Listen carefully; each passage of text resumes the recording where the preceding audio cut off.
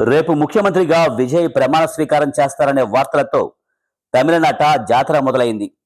రాజ్భవన్ నుంచి సిగ్నల్ అయితే వచ్చింది గాని పీఠం ఎక్కే లోపు విజయ్కు గవర్నర్ అదిరిపోయే ట్విస్ట్ ఇచ్చారు. 116 మంది ఎమ్మెల్యేల మద్దతు ఉన్న ఆ లేఖలు ఎక్కడ అంటూ గవర్నర్ పెట్టిన కొత్త మెలిక ఏంటి?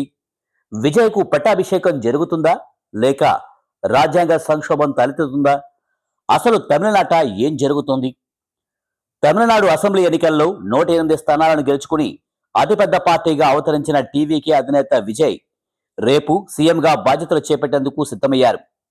ఇప్పటికే ఆయనకు సిపిఐ, సిపిఎం మరియు వీసీకే వంటి పార్టీలు మద్దతు ప్రకటించడంతో విజయ్ బలం 116కు చేరుకుంది. మ్యాజిక్ ఫిగర్ 118కి కేవలం 2 అడుగుల దూరంలో విజయ్ నిలిచారు. అయితే ఇక్కడే గవర్నర్ రాజేంద్ర విశ్వనాథ్ అర్లేకర్ ఒక కొత్త మెలిక పెట్టారు. మద్దతు ఇస్తున్నామని చెబుతున్న పార్టీల నుంచి తనకు ఇంకా అధికారిక లేఖలు అందలేదని ఆయన స్పష్టం చేశారు.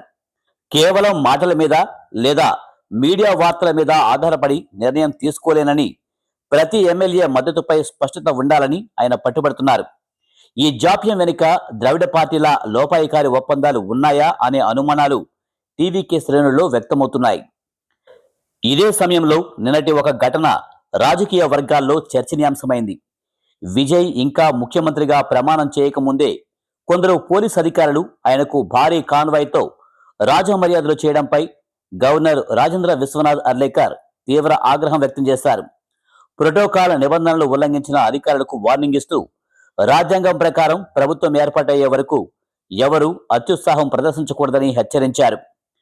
గవర్నర్ విచక్షణ అధికారాన్ని ఉపయోగించి కాలయాపన చేస్తున్నారా అంటే రాజ్యాంగం ప్రకారం గవర్నర్కు ఆ అధికారం ఉంది. అయితే బొమ్మాయి కేసులో సుప్రీంకోర్టు తీర్పు ప్రకారం సభలో బలం నిరూపించుకోవడానికి అవకాశం ఇవ్వాలి. ఒకవేళ గవర్నర్ మద్దతు లేఖల పేరుతో జాప్యం చేస్తే తనకున్న 107 మంది ఎమ్మెల్యేలతో రాజీనామా చేయించి ప్రజల తీర్పు కోరాలని విజయ్ భావిస్తున్నారు. అదే జరిగితే రాష్ట్రపతి పాలన విధించాల్సిన పరిస్థితి వస్తుంది. మొత్తానికి రేపు ఉదయం 11 గంటలకు ప్రమాణ స్వీకారం జరుగుతుందా లేక గవర్నర్ మెలికతో సీన్ రివర్స్ అవుతుందా అనేది ఇప్పుడు యావత్ భారతావని ఆసక్తిగా గమనిస్తుంది. ఈ వీడియో మీకు నచ్చినట్లయితే లైక్ చేయండి, షేర్ చేయండి, కామెంట్ చేయండి.